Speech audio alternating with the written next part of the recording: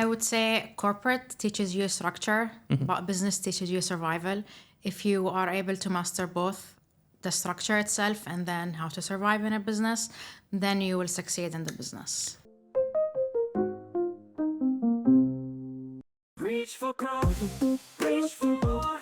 Performance, marketing, hardcore. Tune in, listen, hear the lore. Reach for growth. Hello and welcome to Reach for Growth. It's a new episode, and this episode is going to be about entrepreneurship and how can you navigate from having a full-time job to actually opening your own business. So this is a topic that I'm personally very curious about, and I'm so honored and happy to have here with me Layla. Welcome. Thank you. Same here. Thank you for inviting me. No, for sure.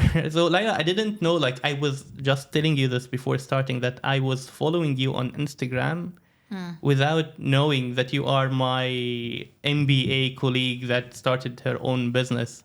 Yeah. So, let me ask you this first. When I was doing the research about you, you were a full-time employee in a multinational company, and you started your own business on the side while working your full-time job. And also you were doing an MBA on the side. So my first question that it has to be how do you find the time to do all of this? Finding the time, I mean, you make time for whatever you think is a priority. But let me take you through my journey. Yeah. So my last corporate job was with a non-profit organization. And during COVID, the workload has decreased a little bit because of the lack of being able to do things on the ground. I've started my executive MBA maybe just a few months before that. So I was doing the job and the executive MBA at the same time. And then when COVID happened, I did not like how the courses went to an online courses because I enjoyed the in-person experience more. So I made that decision, okay, for now, I'm going to pause the MBA for a little bit, and then I'm going to start a business at that time. So I would say for the first 6 months to 12 months, I had a break from the executive MBA and I was doing my job and the business at the same time. And then when I saw that the business was doing well or can survive without me, I started the executive MBA after. But then it wasn't that easy doing the courses, the assignments, and then also the full-time job and the business at the same time. But the key, I would say, that establishing a business that has systems and people at the right roles to make sure that they can also sustain the growth of the business even when you're not around. And before just going deep into this, because I'm going to ask a lot of questions about how is it like to open a business in the UAE or in Dubai and all of that. But if you have to give just one takeaway that people should take out of this episode and they don't have the time to watch the full hour or 2 hours that we're going to discuss together, what would be this thing? I would say corporate teaches you structure, but business teaches you survival. If you are able to master both the structure itself and then how to survive in a business, then you will succeed in the business. But why this is important for someone who's going to start a business? Because running a business is not easy. It's very difficult because even if you have the structure, things don't really go as the plan all the time because there is always external factors that can impact your plan or how you do things, and you need to learn how to adapt quickly. And in business, it's all about moving fast and taking action fast and learning from these taking actions rather than taking time to make a decision and then the decision is wrong, but you've already wasted a month or two because you were trying to come up with the right decision, and you would only know if it's right or wrong if you actually took it. So it's basically balancing between the planning part and the action part. Yes. But what I'm getting for you that we even should focus more on the action part. Do the action, even if the decision is wrong, you will learn faster that this is the wrong decision and you will be able to move forward. Yeah, because you never know if you have to make a decision today.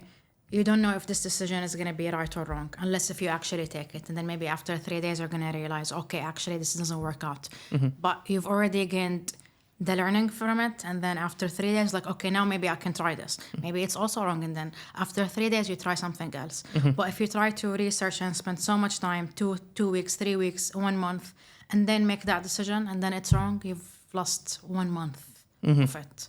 Yeah, and I guess time is the most important asset that you're going to be on charge of when you're starting your business. Yes, it's the time, but also the learning.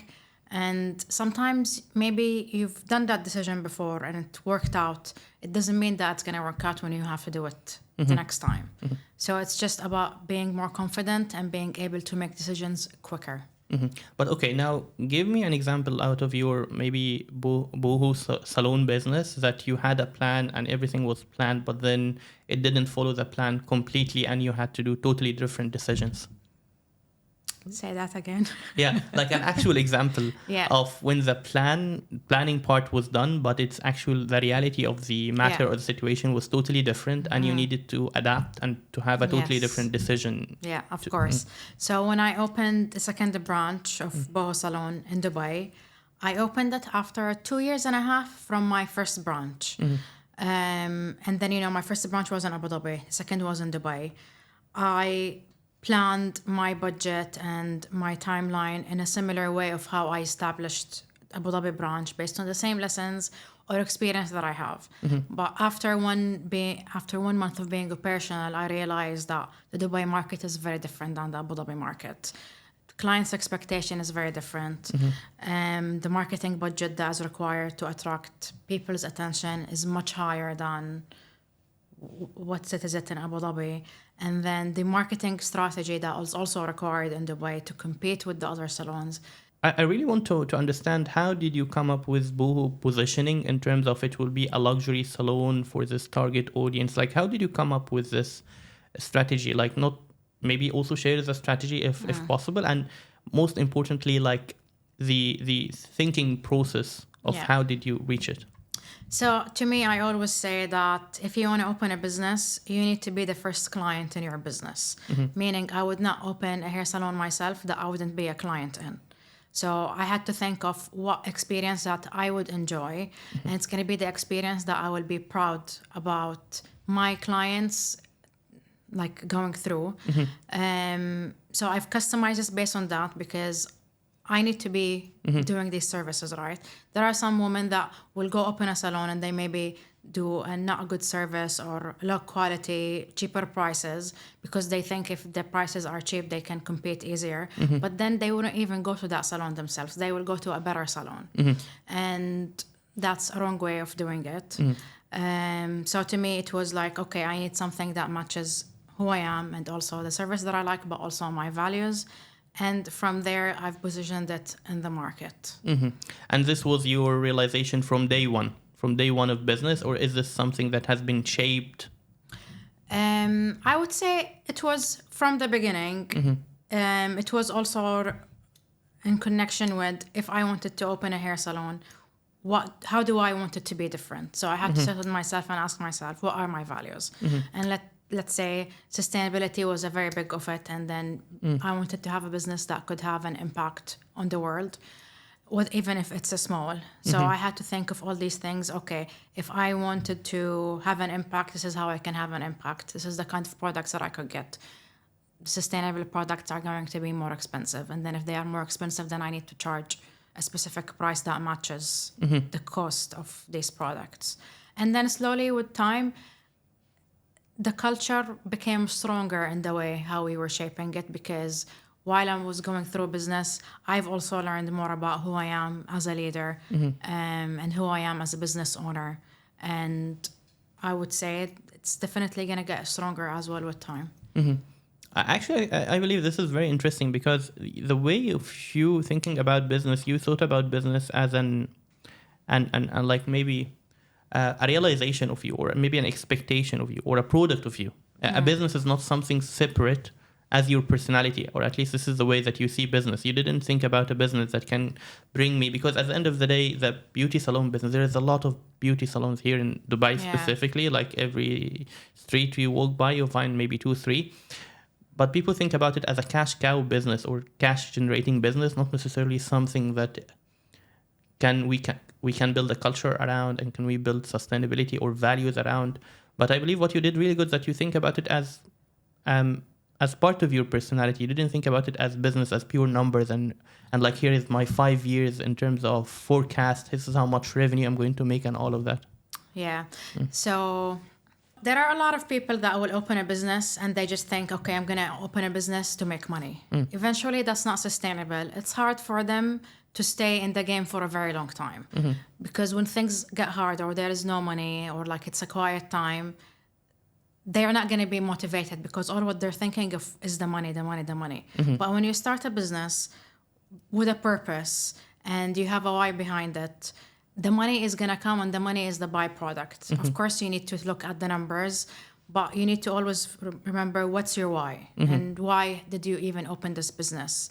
You open this business to have an impact, to solve a problem, to meet a certain demand. And then when things got hard, you always remember, okay, but I'm doing it for this. And then you focus on your purpose, and then things get better. Yeah, so basically you're removing the money out of the equation of like doing the business equation. You're just removing the money out and try to focus on why you're doing the business besides the money thing, to try to actually fix the roots before just improving other things. But since money is a very important part of business, because if you're going to start a salon business, there are salaries has to be paid on a monthly basis. So what do you think is the amount, maybe based on what you know now, that you would like to have maybe as a safety net in cash, just to operate, to compensate for any low moment, quiet period, and all of that? That would depend on the size of the business and the location where it's located. I mean, someone can go open a hair salon having $500,000. That would cover the fit out and all the relegations, and then maybe we'll keep it a little bit for the operational costs when it starts, assuming that they're going to be able to run it properly in the first month or the first few months, to make sure that whatever revenue is coming is at least covering the operational expenses. And then whatever safety net you have, you might be using it for marketing or something else. But then if you're opening a big salon in a high-end area, the rent is higher, then you would need maybe a 1 million, even to 2 millions. Some business owners, they might go overboard with the furnishing and the quality of the decors that they have, because, you know, it's Dubai. In Dubai, everyone likes everything to be glamorous. So that will also add higher budget. With something like this, it might be either a financial decision or an emotional decision.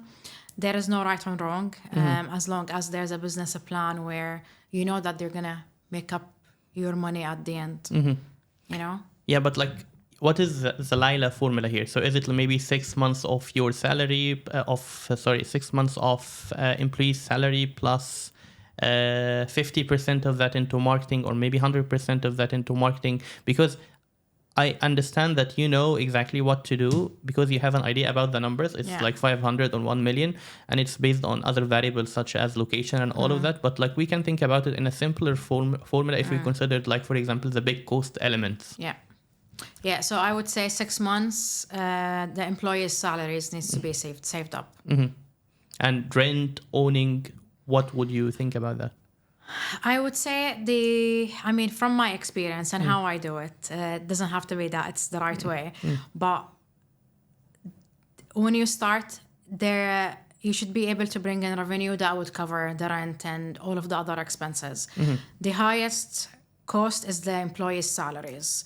So that might be a little bit harder to cover from the the revenue that's coming in. So that's the most important thing to be saved up, because of course, like, you need to make sure that you are able to pay salaries on time.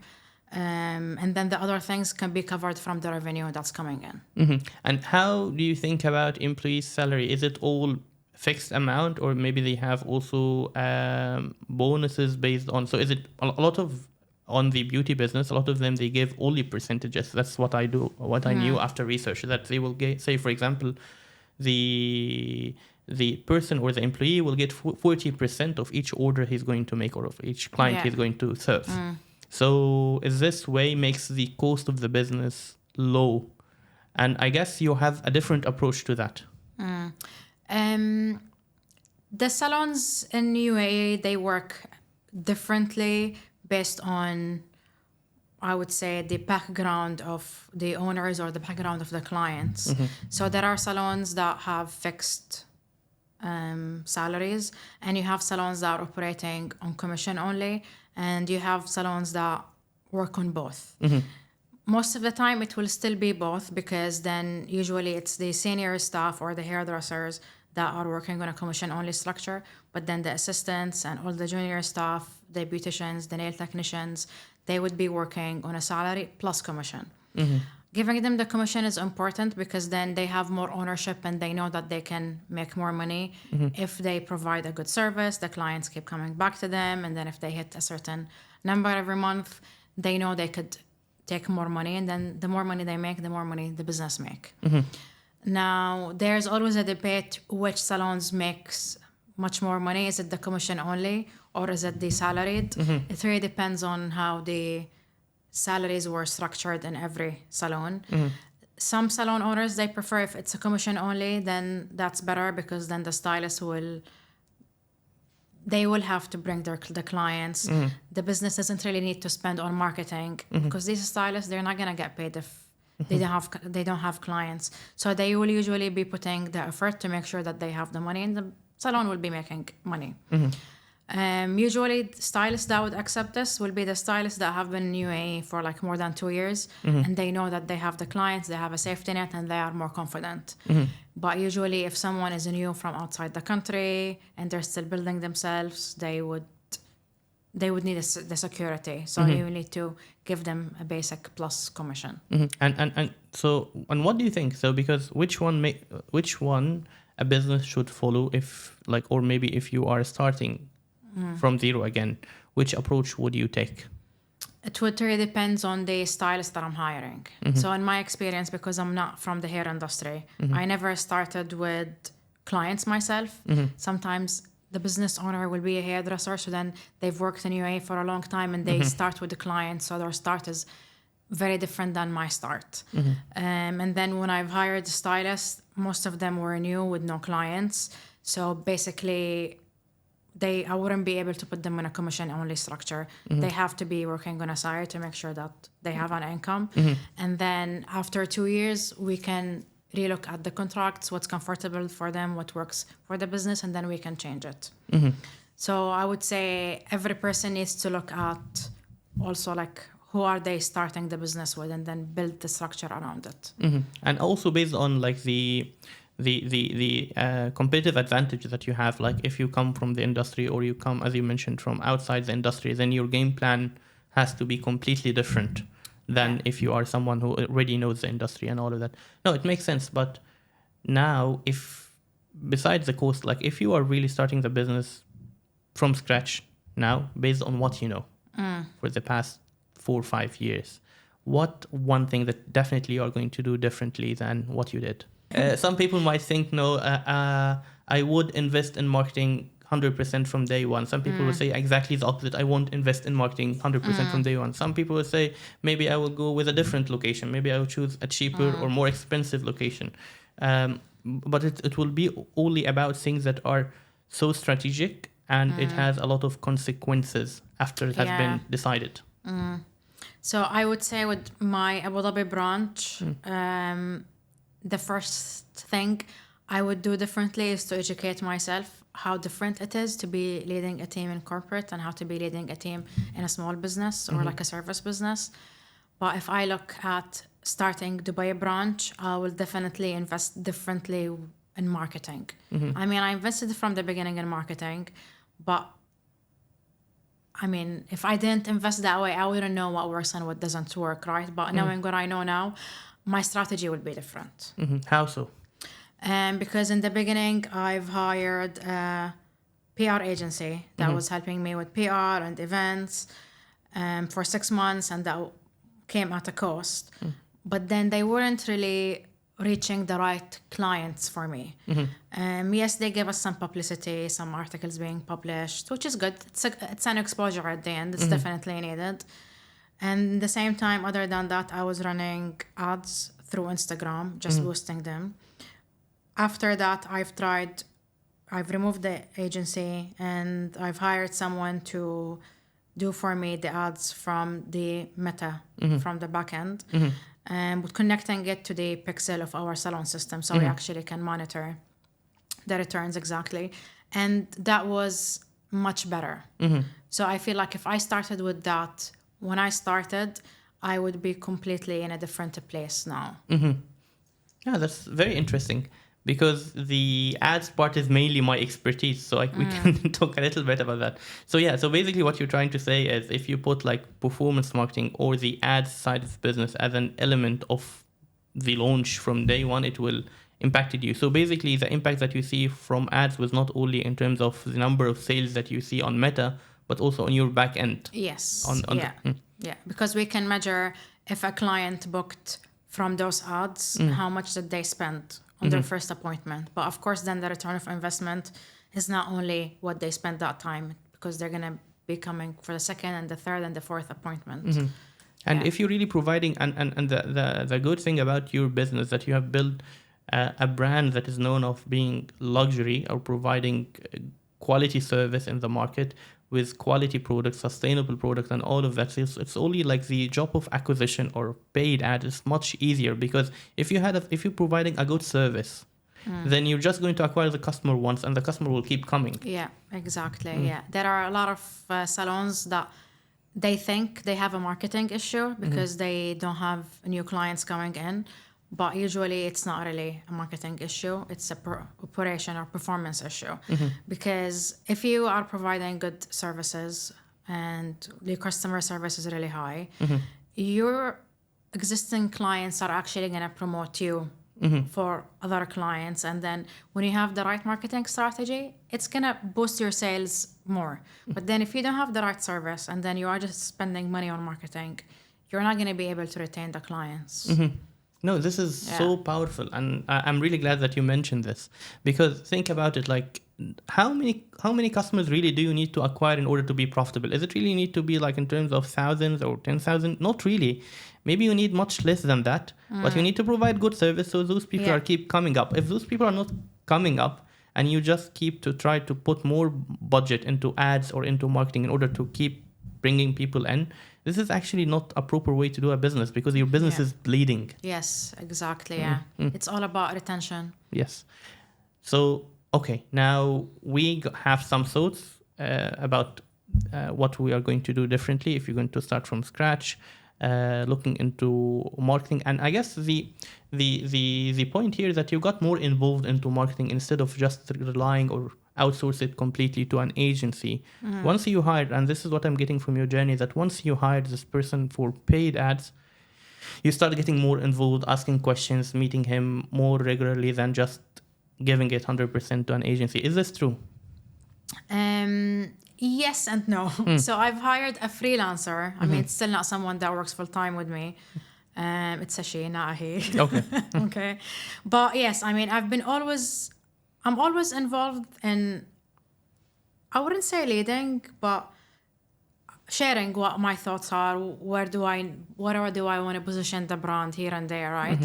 I think being involved is always important because even with the freelancer, of course, sometimes you will be like, okay, let's try this, but then it doesn't really work with my brand or my brand values. Then I'll be like, no, this is not the right approach that I want to do. And then it's just about working together until we are in a place where maybe she could do things more independently, but at the same time, of course, all the material that is given for the ads needs to be coming from me and my team, like the videos, the assets. How did you come up with those videos? Have you hired a content creation team inside, or just you're asking the dressers? So I do have a content creator who run the social media ads, and then she comes to do some reels every now and then. But I also do a professional photo shoot with an agency, maybe like 4 times a year. And then from those sessions, we populate all the material that we need for like the 3 months. That's very good. And honestly, your view of marketing is very healthy, I would say. So you're not just thinking about it, this is how much money I'm going to spend and I'm just going to put it all into paid ads because that's where the money is coming from. No, you have a balanced approach to that. We need content, we need reels, and we are spending on Yeah. all those things. Yeah. I mean, it is an investment at the end that supports the business. It's not a cost. I mean, eventually it should decrease when we get to the level that we want to reach in terms of sales and the number of clients that we've retained. But it's much needed. So when you were saying about the things that you're going to do differently, you mentioned something about how managing or leading a team in corporate is different than leading a team in startup. I want to know in what way? Yeah. I wouldn't say any startup. It depends on what kind of startup you have. Now, when you are in a corporate company, where do you work? Currently, I work at GMG, Golf Okay, Marketing it's a Group. It's a marketing corporate. com- It's a yeah. corporate. Yes. So usually in these companies, everyone that is joining would definitely have a bachelor degree at least, and they have gone through different trainings that are soft skills based. They know how to make decisions. They like to be empowered. No one really likes to be micromanaged. You might have some personalities that wants to be micromanaged because they need that structure from someone else. When I was in corporate, the way we were led, it was more about, okay, we trust you. This is the task that you need to do, but then you can do them and then you come back to us. This is just an example. But in the same time, everyone in that team have had some form of training on emotional intelligence, or they read a lot of books. They have more self-awareness. They know how to receive feedback, how to give feedback, like all the other parts that are not technical, but very important to work in a team.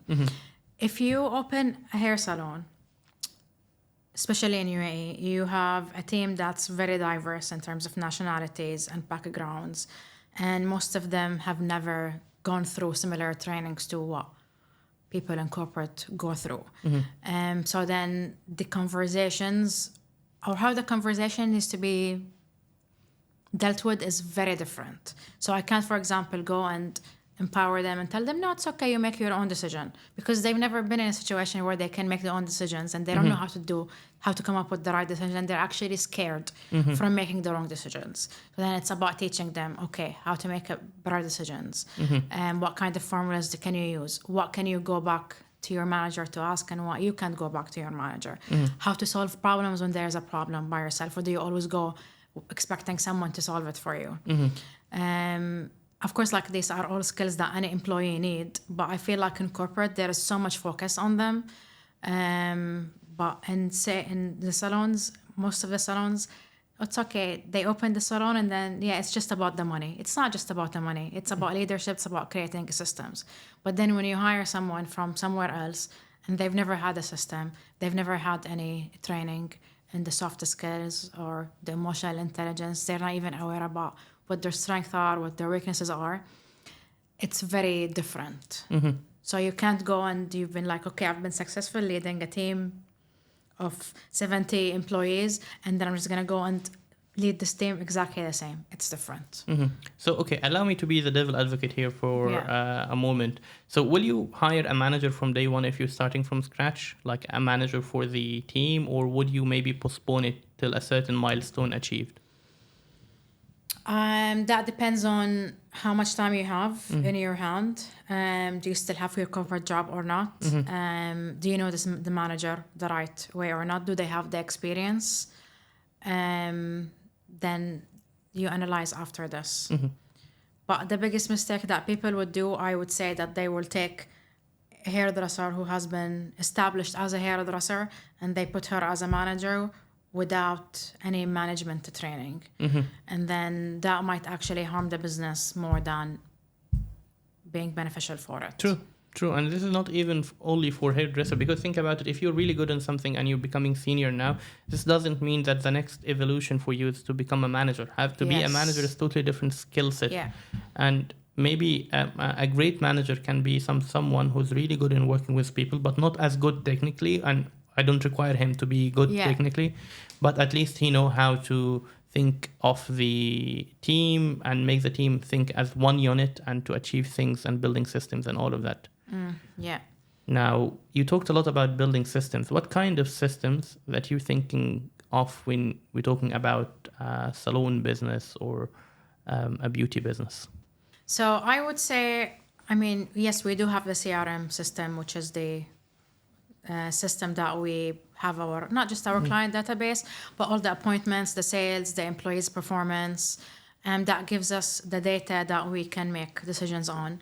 But the most important systems that you have in place is the working systems. So the job roles, who's responsible for what, who has the decision making responsibility and the accountability of things. Because let's say at the end of the day, as a business owner, I need to make sure that whatever I'm spending time on are the tasks that can generate money for me, not the tasks that would waste money. So it was very important for me to build a team that can make the decisions and the tasks that I don't need to be involved in because they don't bring any money. So anything related to the day-to-day, or even anything that could be on a higher level, but something maybe that my salon manager or my salon coordinator can make a decision on. But of course, for them to be able to do that, it requires and them knowing what my values are. How would I make a decision myself if I would make that decision with? And having I would say, the system's also written in a document that if they forget, they would go and look at it. Okay, in this scenario, I can do A or B. Saying that, I've taught them recently that they have to follow the 131 rule. It's okay for you to not to be stuck, and you might need someone to bounce ideas with. But then when you come to me, you need to identify the problem first, and then recommend 3 solutions that could solve this problem, and then at the end choose one of these 3 solutions. And then when you come to me and then you've already shown me that you have done the exercise, then I can validate the solutions, or maybe I can tell you, okay, how about this instead? But you don't want your employees to come to you just, okay, there's a problem, what do I do? Exactly, yeah. Yeah. To come to you just with problems like, hey, look, we have something wrong here. Yeah, Yeah. but like, have you thought about Yeah. fixing it? But And then, let's, but then it's like about teaching the entire level. So basically, like the ones who are the juniors, whenever they go to the seniors, they need to go to them with the 131 as well. And then the seniors, whenever they come to me with the 131. And what do you think of this task, like teaching and building systems in place? Do you think it as a task that this is generating sales or revenue for you, the same categorization that you gave me earlier? Or is this a task that actually is not giving money or revenue for you? Yeah.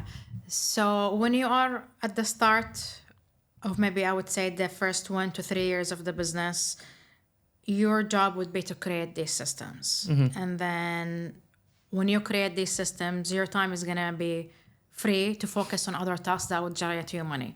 But after maybe when you are 3 and to your 6th year, then that's when you need to invest in the people that will create the systems for you. So I would say it depends on where you are in your business, your focus should change.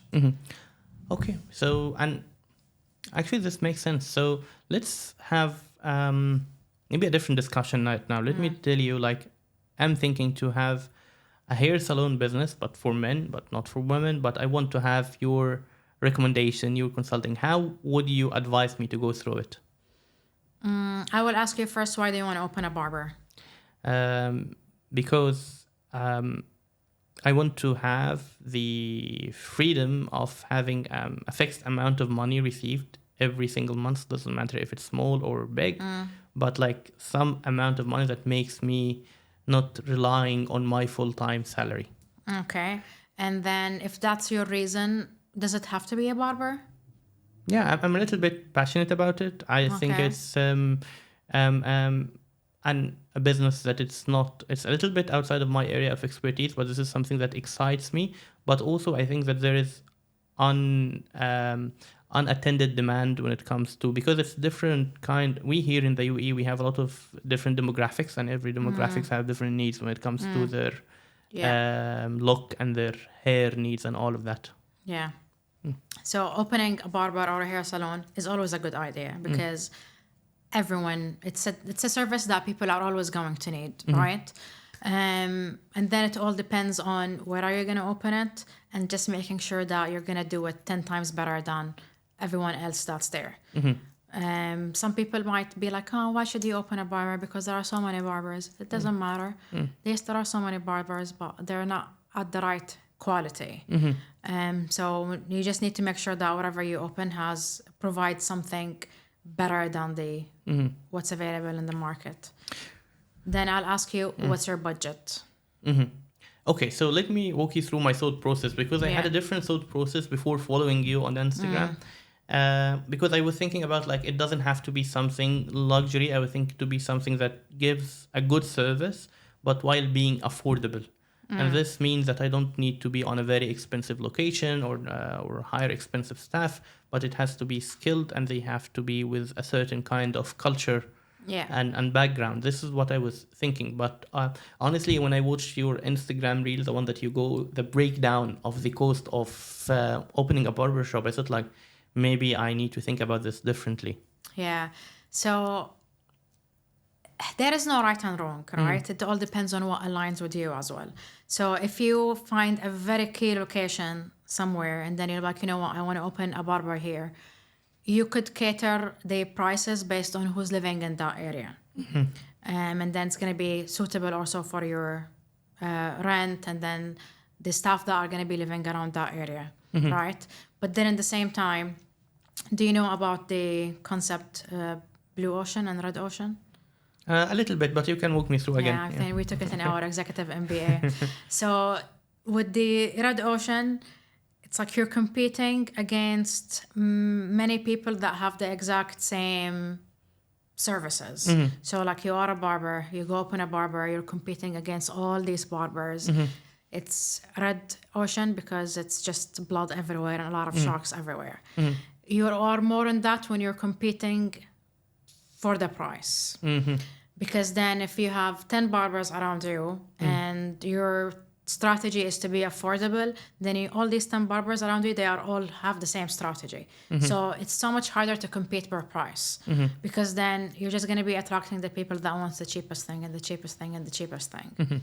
But if you want to be a blue ocean, which is easier to compete, you need to go and be like, okay, I'm going to have a barber that has this something extra that no one else from these other barbers are offering. So it's more of a quality and added value. Then you can have a higher price, and then you're going to be competing against the value. So then your clients, they're going to come to you because they want that value. What's in their mind is not the price. So give me some examples of some added values that it can make me compete in a blue ocean, not on a red ocean. I guess hair products always, like, every time I go to a men's salon, okay, there's always hair products that no one is talking about.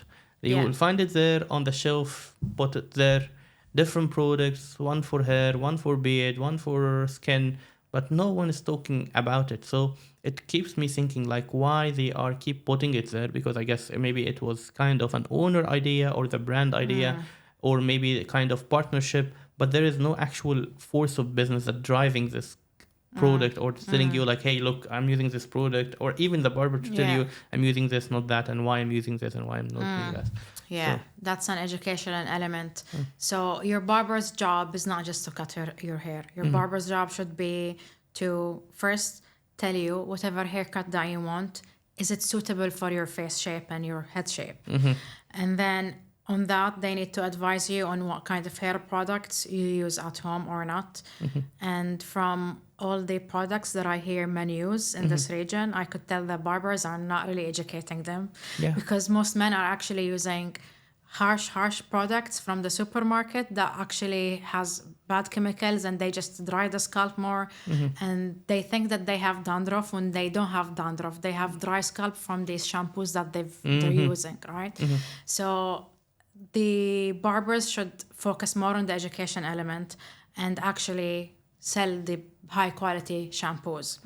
And then if you're catering for clients that want the value and the value and the quality, they are going to be more likely to actually buy the products from you and not going and buying the products from the supermarket, because they're going to that barber because they want an expert, and you're going to trust that expert and whatever advice they can do. Yeah. There's this guy, I don't remember his name, but I really love his content. He's on TikTok. He's here in Dubai as well. Like, he cut hair. He's a barber, but look at him. He's like a CEO. Like he wear a suit, he wear a fancy glasses, and he cut her with style. And I don't remember his name, sorry. But like this is for me, this is the absolute kind of service that people can get as a haircut here in Dubai. But like the bigger question, maybe I'm trying to challenge you with, is how can we think about from a strategy perspective to have a competitive advantage to help us escape away from price for the barber or men hair salon business? And I understand that maybe this is not mainly your... I mean, I could give you an example. First, you tell me, when you go to the barber, what's your journey there? He greets me. Usually I have my appointment. I don't like go and waiting. And the way I like it is like, hey, let's talking, and let's try to get it done as fast as possible. I don't ask me questions. Don't tell me like, hey, do you want the line to be like this or not? Like, we need to work on something. I need to trust you that you know what you do, and I need just to zone out for the rest hour and a half till you finish. And the soonest that you can finish, it's better. I don't want to take decisions. I really hate it when a barber asks me like, hey, do you want this or this? Or maybe think like, hey, what do you think is better for me? And just do it. And I trust Amazing. you. Yeah. So you are one of those clients that will trust the barber or the hairdresser. Not everyone would go and trust completely. Many people will be asking 10 questions. How are you going to line this with this? Do you have a ruler? Let me measure, you know? Do you do anything else there other than your haircut and your beard? They do other complimentary stuff. Like for example, he always will apply like a face mask. I never ask for it, but he will always do it, and I guess it comes within the package. I don't know if I'm paying extra for this. I don't think I'm paying extra for it. Yeah. So this is like kind of complimentary things, like also the styling that's after the haircut and using the product. Also, all of this comes as part of the haircut cost. So would you say that the complimentary mask makes you feel more valued as a client? Yeah, it makes me think that I'm having a better deal in a way, and more personalized. And that makes you feel special as well, right? Yes. This is an extra value. But then you can always add a lot of complimentary things to make the journey nicer. Even like, okay, when you first start, maybe rather than someone coming to you directly and starting the cut, you just had a very busy schedule outside. Maybe one of the staff can come to you and just give you a 3 minutes shoulder massage to let you just let go, and then the barber can come and start cutting. There are different things that you can add, but those things needs to be added to what kind of clients you have. Because let's say, for example, if you have clients that value time and they want to be in and out very fast, you need to think of, okay, what would be best that these clients will find valuable. But then you have clients that, you know what, I want to go and take my own time and I don't want to rush. I've been rushing my entire day and I just want this time to unwind. Then you will create that customer experience based on those clients. So it comes to understanding your audience more, to try to understand your audience and to try to come up with maybe hypotheses or ideas about what they really matter most to them. And start developing additional services to your offer. So you will start first by deciding who your audience is. Okay, my client name is X. What does X like? What do they eat? What kind of coffee they drink? Where do they spend their time? Which places they go to? Do they go to the gym? And then when you understand their personality, you're gonna know, okay, this is the kind of service that I am going to offer. And then you need to be attracting the clients that are very similar, because that's so much easier. But if you're trying to please every single client, it's just going to be hard. And this is when you are competing with the price. Competing with the price is trying to please a lot of clients who just wants the price. Yeah. No, I guess that makes sense, especially that. So basically what I understood is competitive advantage is not only about the added product and service, it's also about you being selective, who's your target audience, and choosing who you're going to serve and who you are not going to serve in a way. Yeah. Now, question, which I believe is so important. How can I choose the right location? Or maybe what is Layla's formula on choosing the right location in Dubai? My formula is very different than other people's formula. I chose my location because I like the space itself. It has a glass and all around, not walls. And I wanted something that has sunlight throughout. I believe sunlight has an impact on people's mood and people's health. So then I want my staff and my clients to always be exposed to the sunlight when they are there, except of course when it's in the evening. I didn't want to take a place that had no windows or like enough glass, especially when you have those salons in the malls. To me, they're like so depressing. And then if the client is staying for 4 hours and all what she's saying is those white light, it's not the kind of experience that I wanted to create myself. So for me in the beginning, I was trying to find the space that I could deliver the customer service that I wanted through it. And then commercial spaces are very hard to find in UAE. And then so when I saw that one, I was like, okay, this is it. But like what you have discussed or described is only about like the place itself, but does it really matter if it's in Dubai Marina or it's in downtown? Or like Dubai offers a very wide places with different propositions and all of that. Of course, that all depends on what kind of services not what kind of service, who do you want to attract? So if you are in the Marina area, of course you're going to be catering to everyone that lives in Marina. You need to ask yourself who lives in the Marina. And are these the people that you want to attract? Because usually people don't really go drive to Marina for a hair salon. The same thing with downtown. You're catering to the people that are in downtown, which means your rent is going to be higher, which means your services needs to be higher than anyone else. So it all depends on what clients do I want to attract, and then what kind of service and at which price point. Saying that, if you are an established person and this is your second branch or a third branch, or maybe you are a hairdresser who already has a clientele, then you have more leverage. You can go like, okay, I'm going to open in this area. For example, let's say in Arjan, because the rent is cheaper there than in downtown. But also I'm going to have my prices at a higher range because I know my clients are actually going to drive to me from all over. Now, and with hair salons and women, it's a little bit different because women are usually willing to drive longer to go for the right person or the right brand. But when it comes to barbers, it's a little bit different because men would usually stick to the area. The nearest one. It's more about convenience for them. Okay, so the right question I'm getting that I should be asking is who's my target audience, and based on that, everything will follow. So how can I choose the right target audience for my business? Your target audience needs to be connected to who you are. So you need to know who you are first. What are your values? It's easier to attract the clients who are similar to your values and the things that you like or dislike. Then you have a stronger culture. So like, for example, and you think about this only in a matter of nationality or just in terms of pure value, that, for example, I value my time. I want to have a good service in a short period of time and professional way done.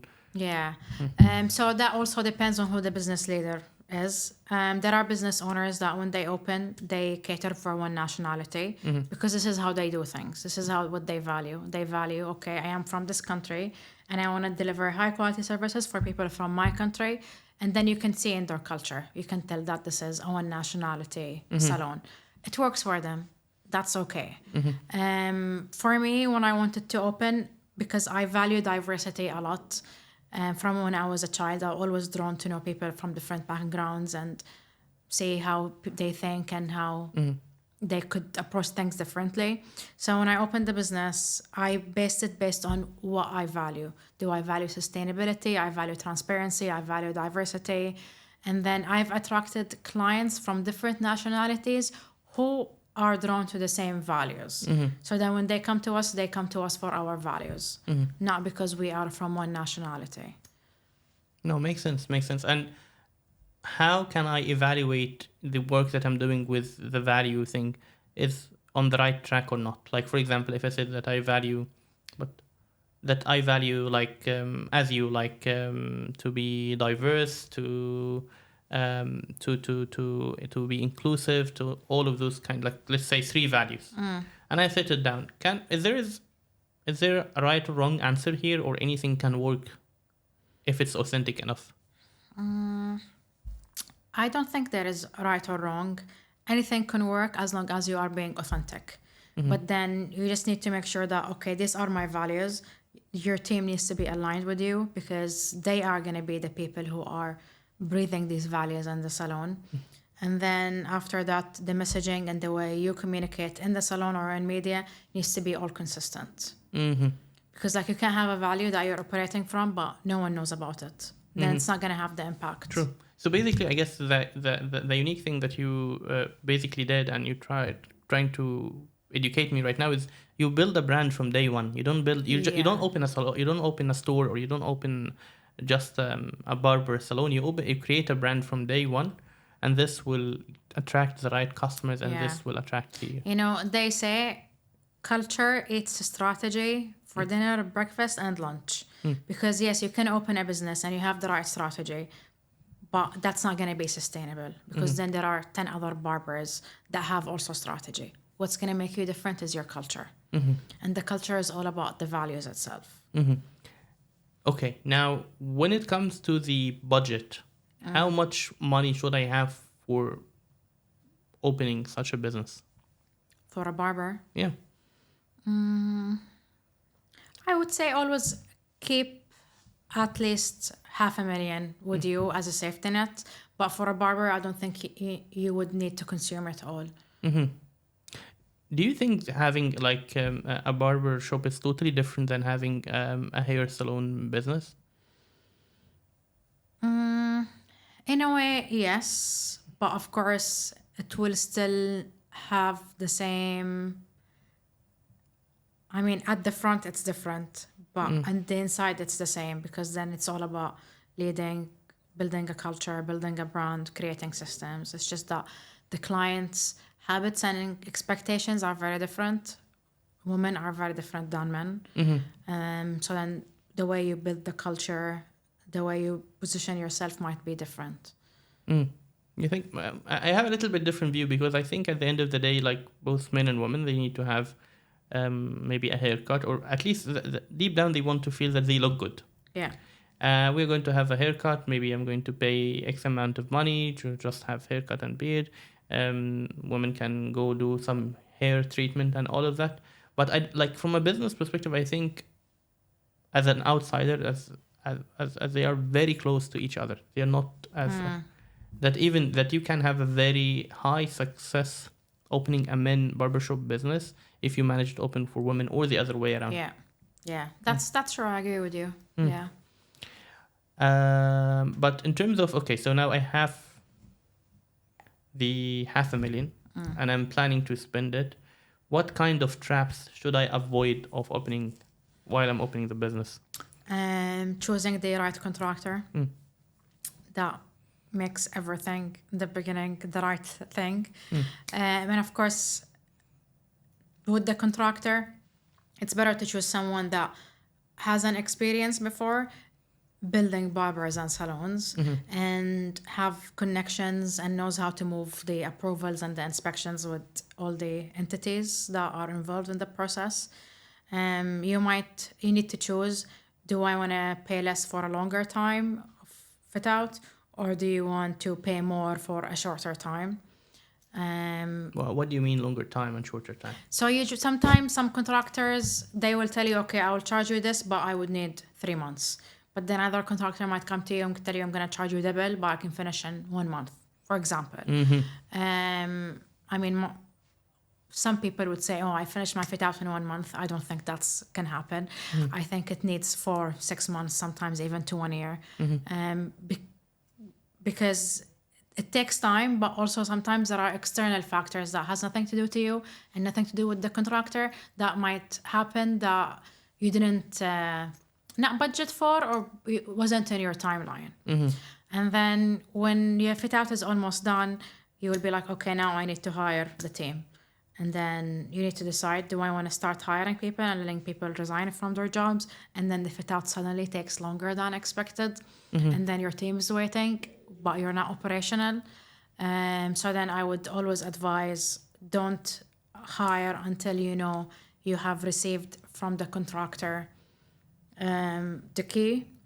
You have the candidates that you want on standby, but then once you've received the key, you've tested the space and it's operational, then you ask them to resign or join, and then you have few times just to build and strengthen your strategy before you open. No, it makes sense, because otherwise it will be so bad if you're hiring a team member and then they cannot work and you keep Yeah. paying them because you just didn't open yet. Yeah. But how can I find the right contractor? I would say seek recommendation from someone else who've done it, and they will give you based on their experience. How can I find what kind of things can I see to say that this is a wrong contractor I shouldn't be working with? You can ask them for other projects that they worked in, and then if they give you the projects, actually tell them, can you give me the number of that person so I can ask how their experience was. And then you base your decision based on that experience, I would say. The most important thing is, are they reliable when it comes to timeline? Because they might have the right quality of the finishing and everything, but usually it's the timeline that they over promise and under deliver, and they wouldn't be thinking, how is that impacting you? They would only be thinking about their schedule, and they're just not transparent. Yeah, I guess this is very important. And I guess, but do you have maybe some cues that they are saying, or are they communicating that if they said it, by now, by experience, that this is always a red flag or a red sign that this is not going to be end good? I would say in the beginning, evaluate how fast they are replying to you and how fast they're giving you the quotations, because that also, if you meet with them and they give you the quotation after 2 weeks, it means they are very, very slow. But if they meet with you and they send you the quotation the next day, it means they understand what is required from a business, and they're going to be reliable. Yeah. That's the biggest thing. Yeah, I guess this is a very good clue, because Yeah. at the end of the day, that's the quotation part is actually going to get paid. So if they are not quickly willing to Yeah. get paid, then definitely they are not going to be quickly willing to finish the product that they already got paid Yeah. for. Yeah, and I would say always work with someone that in their quotation they have a clause of a penalty being deducted for every delay. For every day of delay. Yeah. I guess it's really good too. And do you also maybe have some kind of, or would you recommend to have some kind of legal consultant to overlook all of this, or not? Doesn't really matter. If you're building a place that's from shell and core, I would say yes, it's very important. Sometimes the contractor themselves, they will have a person who has that experience. For me, what I did in my Dubai space, because it was shell and core, I worked with 2 people. One of them was the designer and the consultant overseeing the entire project to make sure that the designs are being followed, but also that inspections will be able to Delivered as deliver and be expected. passed. Yeah. And then the contractor was following the designer. But then usually, let's say, if you want to pass D1 inspections, then whoever is applying for that inspection needs to be someone who has the license and also the qualifications to actually submit whatever is required for DIWA. Some of the contractors don't have those qualifications. So most probably you will be needing to work with multiple people. And I remember, like, I inquired to some rent space, and they asked me, like, for experience in the business. I was like telling them, no, I'm starting this business from scratch. I don't have experience. Like, I'm not a barber or a hairdresser myself, but like, I want to start this business. Then what I felt, it wasn't easy for them to approve me to rent me this space, even though like I have the money and I can afford it. So what's your thoughts about maybe renting a space or just buying a business as a starting? Like, I can see online a lot of people that they're selling their own business. I can just go and buy it. Yeah. You've had these challenges when you were trying to rent, because depending on the developer, maybe they don't want someone that's going to come open a business, then the brand is not going to be at the same. It's okay. maybe the brand is not going to be at the same level as of what brand they want to have within that community.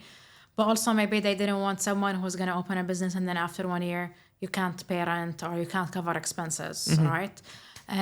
Even let's say for me now, sometimes if I want to go and rent a space, they will ask me, what's your portfolio? What kind of brand you have? What's your plan for this space? Some buildings are more selective. But going through my experience, to answer your question, I would always say, look at what businesses there are to buy, evaluate the business well, and then take it, change the brand, make it your baby. That would be the best approach. But sometimes it's the right time for you. You have the right amount of money to start that business, but then there isn't really a good business to buy. I mean, when I opened the branch in Dubai, I went for a Salon core because I couldn't find a salon business that was ready that I could buy at that time. But then I found a space that I thought, okay, this would be the space. Then I took it. But I would say moving forward, I wouldn't do Salon core again. It makes more financial sense actually to buy a business, Yeah. not to do Salon core. Because Salon core, I guess there is a lot of constraints with working with constructors and working with designers and all of that, and I guess Yeah. it can easily be turned toward a blame game that, hey, I didn't do this because of Yeah. he didn't send it, or no, I sent it, you didn't check it, and all of that. Yeah, true. So what kind of things should I look at in order to evaluate a business properly based on your experience? Do we want to base it on a barber? Yeah, or we can we can look at something different. I mean, one, having proper financial reports. Unfortunately, some of small businesses here, they don't really have an accountant Yeah. because they think the accountant is a Waste of cost, money. right? But they don't understand that their businesses will have more buyers or potential buyers if they actually had these reports in place. And if they are audited, that's even better. Now with corporate tax being coming this year, all reports needs to be audited, so that's a good thing. Business owners need to start thinking differently. And then when you look at the numbers, if they are selling the business because the business is not doing well, you need to understand why is it not doing well. Is it a problem in management? Is it a problem in the staff that they hired? Or is it a marketing issue? Or maybe it could be a systems issue that they're trying to do things manual and it's just taking time and it's not very streamlined. So you will need to think at, okay, this business is losing, but if I take it, what do I need to change about it to make it profitable? Okay. So financial reporting and understanding what's wrong with the business or why Yeah. they're selling it. Yeah. Um, And then are there any financial debts that the business comes with? Have the employees been all paid before? Are the employees going to stay in the business or not? Do you even want to keep these employees in the business? Maybe yes, maybe no, depending on if they are the right caliber for the business. okay. Now, if we shift gear and we discuss something different, like, would you suggest for people who have like a full-time job and they're thinking about opening a business, what can you go and tell them about opening, whether it's like like a hair salon business? Yeah, just do it. Is it worth it after doing it for 5-6 years? So it's worth it, but they need to go into it knowing that it's not just about the money and that it's not going to be easy. And they need to sit with themselves first and think, do I want to open a business and keep it as a side thing forever? Or do I want to open a business so then I can leave my corporate job? Because then how they build it is different as well. Of course, yeah, it's worth it. But it's also challenging. They need to love the challenge. But how is it going to be different if I wanted to be a side business for a long period of time or to be a full-time job? If it is a side business only, you need to either hire someone who's very aligned with you to lead on your behalf, that you know that is going to have similar values to you, but also can ensure that the culture always exists within that business because you're out of it, right? And then if you're not involved in it, how do you make sure that your culture still remains as it is? So you need to invest in someone that will come at a higher cost to run that and make sure that it stays as it is and it's consistent. But if you leave your corporate job and you are in that business, you are leading that culture. Even if you have multiple branches and you have managers, but you are involved with this manager on a regular basis where the culture still remains. And let's say, like, if you started it on the side, what would be the sign or that once you received, you will say, now is the time to quit my job and go full in into my business? That would varies, but for me, the sign would be is what's happening in your job now, what's happening in your business. Meaning, are you in your job because you actually enjoy it? Are you growing in it, or are you in it just because you need the money? If it was only a money thing, you need to evaluate: is my business bringing me enough money now that I could survive? That if I leave my job and focus fully on the business is going to be making more money. Of course, we should do that. But then if you are in the job because you're actually enjoying it and you're growing and you like the people that you are working with, then you just need to ask yourself, do I need to leave it? Or can I find other ways to grow my business while I am still in my job? Because at the end of the day, whatever skills that you develop in your corporate job and whatever mood it puts you in is going to have an impact in your business and vice versa, right? So it's all about what are you getting from your corporate job. Oh, makes sense. Makes sense. Look, I've learned a lot with I'm glad our you did. session, and I asked you a lot of questions. No, thank you. And now, Layla, is there anything that you want to close with? Yes, whenever you are ready to open your barber, you need to come to me. Yeah, I'll come to you. Like I'm going to open Boho Barber. Let's sure. do it. Yeah. Yes, we can talk about it. Yeah. And then we can document it for everyone. Yeah. So guys, make sure to follow Layla. Layla have very valuable content when it comes to starting a business in the UAE. It's the first that I've seen. It has actually a breakdown of the cost of the business within Reels. So make sure to follow that if you are interested into opening your own business in the UAE. Layla, thank you so much for being here. Thank you so much. My Thank you. pleasure. Reach for growth, reach for more.